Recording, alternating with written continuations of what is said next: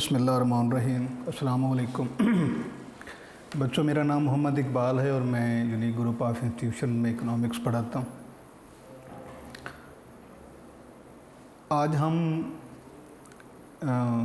Online first year की classes में हमारा चैप्टर है सप्लाई और आज हमारा टॉपिक है शॉर्ट क्वेश्चन आंसर। इससे पहले बच्चे हमने सप्लाई का चैप्टर जो है वो उसमें थ्योरी पढ़ी, उसके बाद उसमें जो एग्ज़ामिनेशन पॉइंट ऑफ व्यू से जो उसमें लॉन्ग क्वेश्चन थे वो डिस्कस किए। उसके बाद हमारा सेशन एमसीक्यूज़ का होता है वो हमने मुकम्मल किया और लास्ट किसी भी चैप्टर का लास्ट हमारा जो सेशन होता है वो शॉर्ट क्वेश्चन आंसर होते हैं। तो शॉर्ट क्वेश्चन आंसर इससे पहले भी हमने लेक्चर में किए हैं और जो सप्लाई के रिमेनिंग है इंशाल्लाह जब हम वो डिस्कस करते हैं।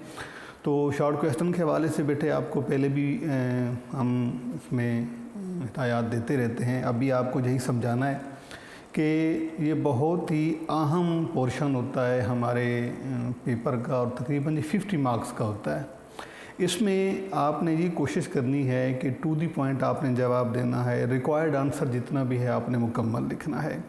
गैर ज़रूरी तफसील से आपने जो है वो अवॉइड करना है क्योंकि वो सिर्फ़ और सिर्फ वक्त का ज़िया होता है और कुछ नहीं होता। तो इसमें हम सप्लाई के चैप्टर के शॉर्ट क्वेश्चन आंसर में जो अभी तक हमने किए हैं उससे आगे हम बात करते हैं। क्वेश्चन है बेटे हमारा कि what is difference between rise and fall and rise of supply। Question है आज कि what is difference between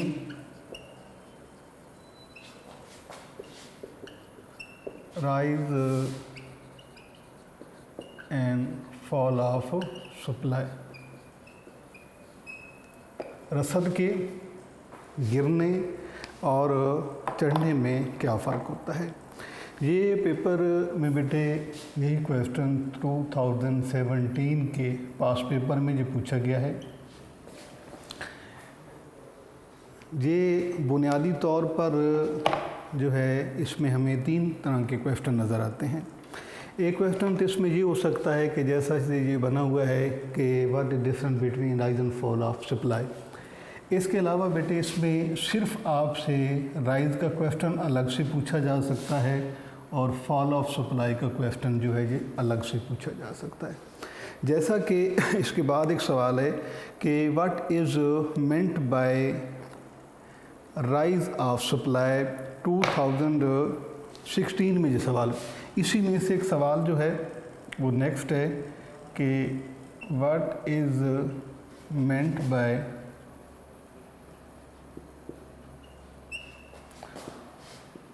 fall of supply. रसद के गिरने का क्या मतलब होता है। और ये सवाल बेटे पूछा गया है 2016 में। ये बेसिकली ये जो सवाल है ये इसी सवाल का एक हिस्सा बनता है। आपके सामने दोनों सवाल लिखने का मकसद ये है कि आपको ये कंफर्म होना चाहिए कि ये सवाल हमसे इस सूरत में भी पूछा जा सकता है, इस सूरत में भी पूछा जा सकता है। यानी differentiate rise and fall of supply ये क्वेश्चन हो सकता है, या राइज ऑफ सप्लाई अलग से सवाल हो सकता है, फॉल ऑफ सप्लाई अलग से हो सकता है। जैसा कि फॉल ऑफ सप्लाई का 2016 के पास पेपर में जो सवाल पूछा भी गया है। इसमें बेटे जब आप से वो सवाल पूछा जाएगा कि what is difference between rise and fall, एक होता है what is rise and fall of supply, उसको थोड़ा सा आपने और एंगल से डिफ़ाइन करना है। राइज एंड फॉल में डिफरेंस आपसे पूछा जाए तो वो आपने और एंगल से करना है। ये आपको मैं पहले समझा देता हूँ कि आपसे डिफरेंस ना पूछे, सिंपली आपसे ये सवाल पूछे, ये डिफरेंस हटाकर पूछे कि what is rise and fall of supply, तो आपने उसमें बताना है बेटे कि when there is a change in supply not due to price but due to some other factors like population, fashion, income is called rise and fall of supply। इसमें हमने कोई इंक्रीज डिक्रीज की बात नहीं की, हमने जस्ट चेंज की बात की है। फिर एक दफ़ा रिवाइज़ कर देता हूँ कि सवाल अगर आपसे डिफरेंस ना हो, सिर्फ आपसे ये सवाल पूछा जाए कि what is rise and fall of supply, कि रसद का बढ़ना और गिरना जो है, चढ़ना और गिरना क्या होता है, तो उसमें आपने लिखना है कि when there is change in supply not due to price but due to some other factors like population, income, fashion is called rise and fall of supply। इसमें दोनों बातें आ जाती हैं। चेंज का मतलब होता है राइज भी और फॉल भी। अगर आपसे इस तरह का सवाल पूछ लिया जाए कि what is difference between rise and fall of supply, तो फिर आपने अलग अलग राइज अलग बताना है। आपने ये बताना है कि when there is increase in supply not due to price but due to some other factors is called rise of supply, and when decrease is supply not due to price but due to some other factor is called fall of supply। ये आपका इस तरह से आपने लिखना है। और उसी में से एक सवाल यहाँ पर भी आपको लिखा गया है, इसमें सिर्फ बेटे बात फॉल ऑफ सप्लाई की गई है, रसद के गिरने की। इसमें सिर्फ आपने अपना मतलूबा जवाब लिखना है, कोई गैर ज़रूरी तफसील। इसका जवाब सिर्फ आपने इतना ही लिखना है कि decrease in supply not due to price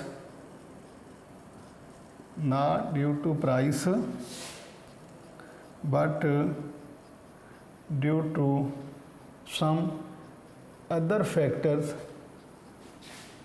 like population, income, fashion is known as fall of supply। बेटे आपने ये इतना ही लिखना है। अब ये मैंने आपके सामने जो जवाब लिखा है ये है फॉल ऑफ सप्लाई का। अगर आप इसकी जगह पे इंक्रीज़ लिख दें, इंक्रीज़, तो ये सवाल आपका हो जाएगा राइज ऑफ सप्लाई। और अगर आपसे फ़र्क पूछा जाए तो पहले आप ये लिख दें, उसके बाद आप यहाँ पर इंक्रीज़ करके राइज ऑफ सप्लाई लिख देंगे तो सवाल आपका मुकम्मल हो जाएगा। तो बड़ी एहतियात के साथ आपने लिखना है कि जो सवाल जिस सेंस में आपसे पूछा जा रहा है, जितना पूछा जा रहा है आपने उसका उतना ही जवाब देना है। अगर राइज ऑफ सप्लाई पूछा गया है तो सिर्फ आप राइज ऑफ सप्लाई लिखें, फॉल ऑफ सप्लाई पूछा गया है तो सिर्फ फॉल ऑफ सप्लाई की बात करें। दोनों की बात हुई है तो आप तब जो है वो दोनों का जवाब दें, अदरवाइज़ आपने सिर्फ उतना ही जवाब देना है जितना आपसे पूछा जा रहा है जी। उसके बाद बेटे क्वेश्चन है define elasticity of supply. Question है बेटा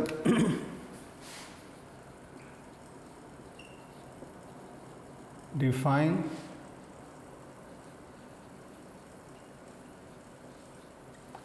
इलास्टिसिटी ऑफ सप्लाई। इसको हम ES लिखते हैं। ओके, इलास्टिसिटी ऑफ सप्लाई, इससे पहले आप ये टॉपिक पढ़ चुके हैं। आपको समझाने के लिए कि QS is the function of P, इसे हम सप्लाई फंक्शन कहते हैं। इसमें प्राइस इंडिपेंडेंट वेरिएबल है और सप्लाई जो है डिपेंडेंट वेरिएबल है। हम ये देखते हैं कि जब प्राइस में चेंज हो और उसकी वजह से क्वांटिटी ऑफ सप्लाई में भी चेंज आए तो हम इसे कहते हैं कि there is elasticity in supply. या आप इसको मज़ीद अगर सिंपल लिखना चाहें तो आपने सिर्फ लिखना है कि when there is expansion and contraction of supply is the name of elasticity of supply. यानी रसद के फैलाव और सुकड़ाव का नाम जो है वो इलास्टिसिटी ऑफ सप्लाई है। क्योंकि अब जब हम इसको इस इंडिपेंडेंट वेरिएबल में कोई भी चेंज करते हैं उसकी वजह से सप्लाई में भी चेंज आता है। अगर हम प्राइस को बढ़ाएंगे तो सप्लाई बढ़ जाएगी और प्राइस को कम करेंगे तो सप्लाई भी कम हो जाएगी। और प्राइस की वजह से जब सप्लाई में चेंज आए तो उसे expansion and contraction of supply कहा जाता है। अब उसमें जो है आपने जब सिर्फ डिफाइन में आप ये भी आप इसमें लिख सकते हैं कि व्हेन देयर इज़ चेंज या there is when expansion of contraction in supply is simply known as elasticity of supply.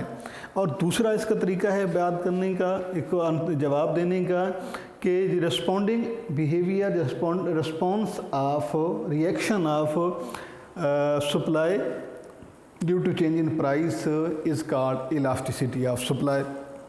इसमें जो है आपने देखना है कि प्राइस में क्या परसेंटेज या क्या रेशो नेचर है और उसकी वजह से सप्लाई में क्या है, इन दोनों के रिलेशन को इलास्टिसिटी ऑफ सप्लाई कहा जाता है। उसके बाद बेटा सवाल आपका है कि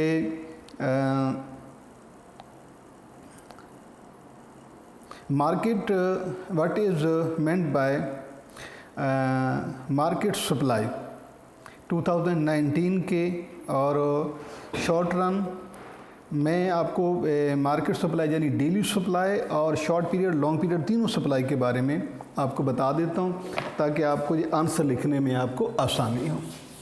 बेटे जब हम सप्लाई की बात करते हैं तो बेसिकली ये जो सप्लाई है इसको हम तीन सूरतों में बताते हैं।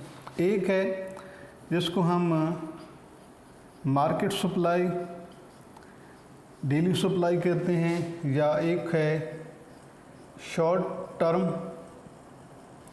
सप्लाई, और तीसरी है बेटा लॉन्ग टर्म या लॉन्ग रन सप्लाई भी आप इसे कह सकते हैं।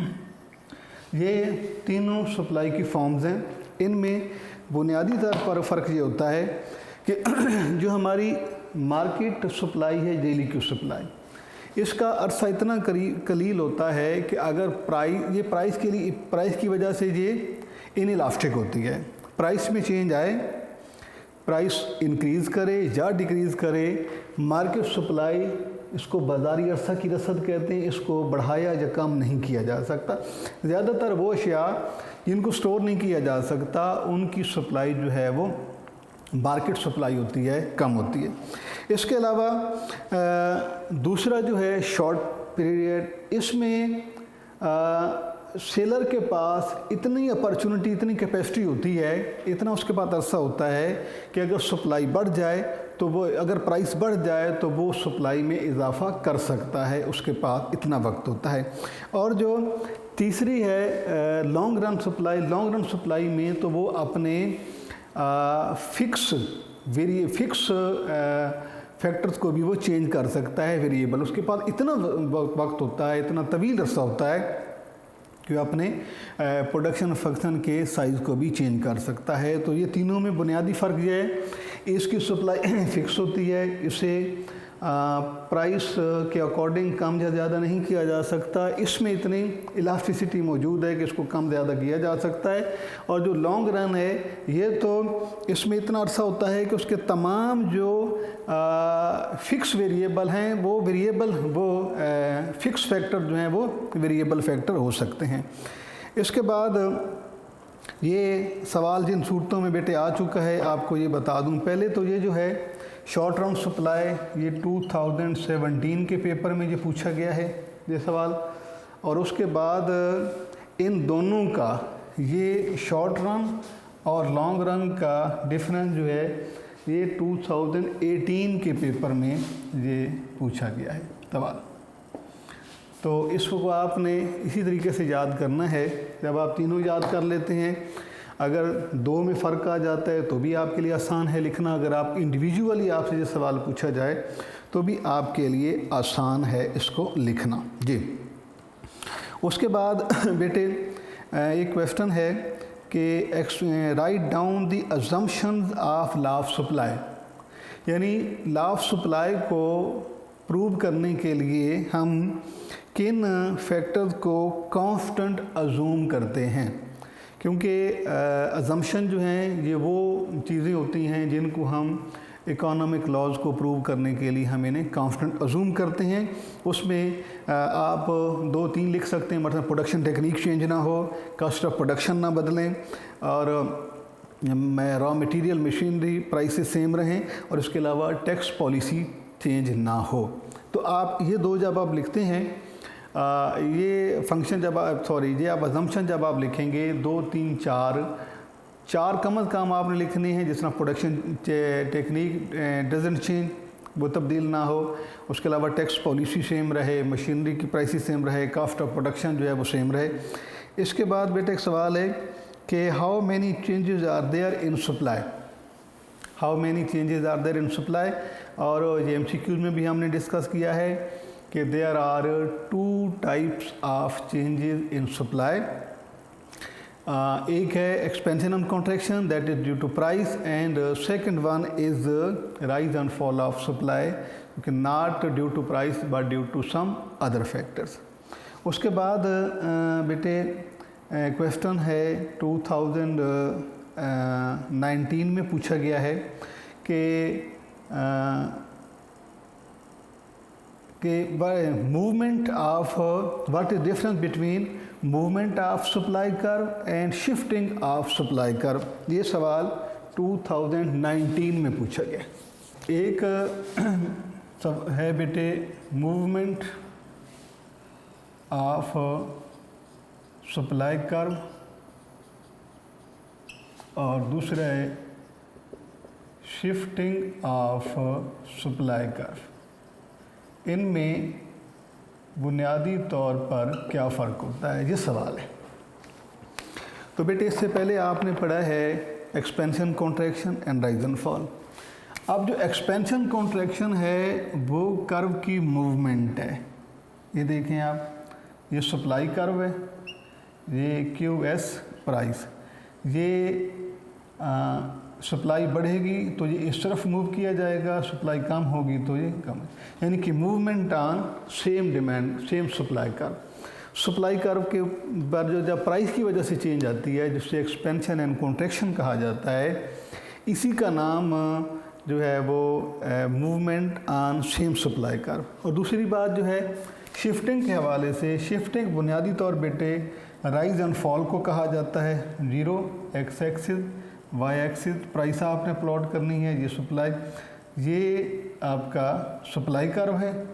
जब ये राइट पे शिफ्ट होगा तो राइज इन सप्लाई, लेफ़्ट पे शिफ्ट होगा तो फॉल इन सप्लाई। ये तो आपको यहाँ समझाने के लिए कहा है।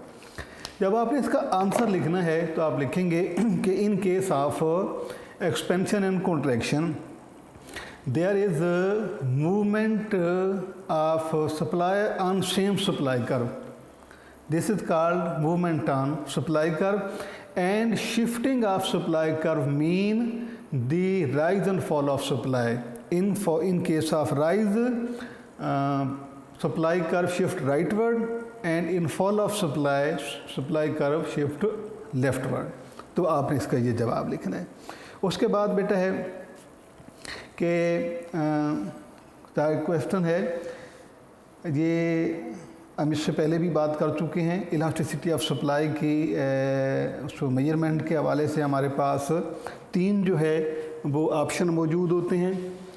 ES is equal to 1, ES is less than 1 and ES is greater than 1। ये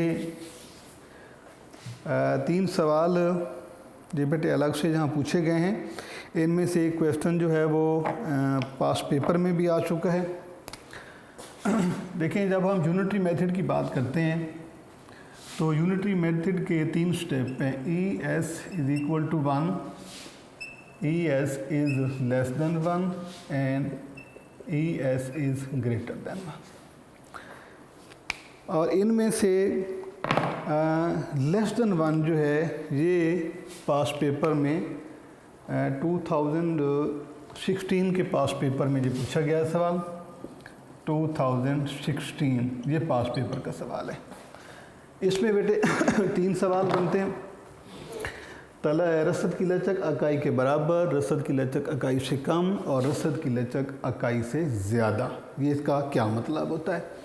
तो शॉर्ट में भी हमने पढ़ा है, इससे पहले लॉन्ग में भी आ चुका है। कि फंक्शन हमारे पास इन तीनों को डिफ़ाइन करने के लिए हम एक ही फंक्शन को बेस बनाते हैं, QS is the function of P। अब इस फंक्शन में जो है इंडिपेंडेंट वेरिएबल प्राइस है, डिपेंडेंट वेरिएबल जो है क्वांटिटी ऑफ सप्लाई है। अब तीनों हमारे ऑप्शन यहीं से बनते हैं कि जब प्राइस में चेंज और सप्लाई में चेंज सेम रेट से होगी, सेम रेशो से होगी, तो फिर होगा ES इज इक्वल टू 1, रसद की लचक इकाई के बराबर। और जब less ES less than unit का मतलब है, लेस देन 1 का मतलब है लेस इलास्टिक। जब प्राइस ज़्यादा चेंज हो, सप्लाई में कम चेंज हो, तो ES will be less than 1। और ग्रेटर देन 1 का मतलब है मोर इलास्टिक, जब सप्लाई ज़्यादा रेट से चेंज हो, प्राइस में चेंज हो और सप्लाई उससे ज़्यादा रेट से बदले, तो उसे हम कहेंगे ES इज़ ग्रेटर देन 1। ये 3 सवाल बेटे ये आपसे एक ही इसमें से बनते हैं। इसके अलावा क्वेश्चन है कि डिफाइन फिक्स सप्लाई, यानी कांस्टेंट सप्लाई या फिक्स सप्लाई क्या होती है। What is meant bye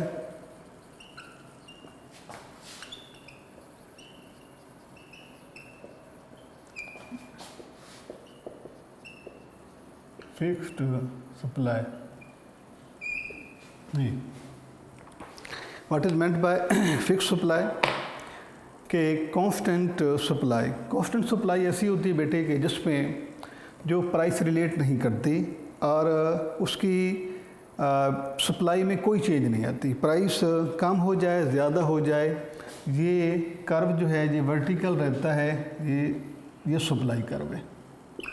0 X axis, Y axis जहाँ प्राइस लेते हैं, जहाँ पर सप्लाई प्लॉट करते हैं, तो ये है फिक्स सप्लाई। और फिक्स सप्लाई ज़्यादातर पेरिशेबल गुड्स की होती है, जो कि ख़राब होने वाली चीज़ें होती हैं, जिन्हें स्टोर नहीं किया जा सकता। ये 2017 के पास पेपर में जो बेटा क्वेश्चन पूछा गया है 2017। तो जब आपसे ये सवाल पूछा जाएगा तो आपने इसका जवाब देना है कि when there is no change in quantity of supply at any price, this is known as fixed supply, and in this case, in case of fixed supply, the slope of supply curve is vertical, कि उसका जो curve है वो अमूदी होता है। उसके बाद बेटे एक क्वेश्चन और है कि define percentage method of measuring elasticity of supply. Percentage method,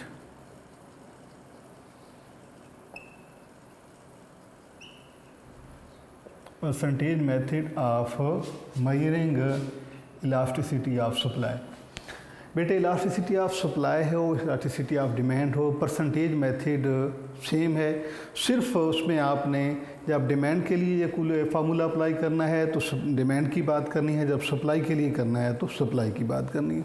इसको हम यूँ लिखते हैं जी, elasticity of supply is equal to percentage change in quantity of supply over percentage change in price. ये आप ऐसे लिखेंगे और इससे पहले आप डिफ़ाइन करेंगे, फिर फार्मूला लिख देंगे। डिफ़ाइन भी आप इसी को करना है। Percentage method refer the ratio between percentage change in supply due to percentage change in price. This is known as percentage method of measuring elasticity of supply। के कीमत में फ़ीसद तब्दीली से मिकदार रसद में जो फ़ीसद तब्दीली आती है, उस रेशो को, उस शरह को फ़ीसद का तरीका कहा जाता है। वो लिखने के बाद आप इसे जो है उर्दू इंग्लिश दोनों अगर स्टूडेंट यही फार्मूला लिख दें तो भी ठीक है। अगर आप उर्दू में लिखना चाहें तो रसद की लचक लिखने के बाद ऊपर आप लिखेंगे मिकदार रसद में फ़ीसद तब्दीली, बेटे लिखेंगे कीमत में फ़ीसद तब्दीली। तो ये बेटे हमारा सप्लाई का चैप्टर है। इसमें से जो है जो शॉर्ट आपके पास पेपर में पूछे गए हैं वो भी हमने डिस्कस किए हैं, जो MCQs पूछे गए हैं वो भी हमने इसमें से डिस्कस कर लिए हैं। तो अब हमारा सप्लाई का चैप्टर मुकम्मल हो गया है। इंशाअल्लाह हमारा जो अगला चैप्टर होगा वो मार्केट के हवाले से है। उसका थोड़ा सा तारुफ मैंने आपको पहले भी इससे पहले सप्लाई के चैप्टर में भी दिया था। अब हम डिमांड का चैप्टर और सप्लाई का चैप्टर यानी दोनों फंक्शन को एक ही वक्त में इसको हम डिस्कस करेंगे। इंशाअल्लाह वो हमारा अगला लेक्चर होगा। फ़ी अमान अल्लाह, अल्लाह हाफ़िज़।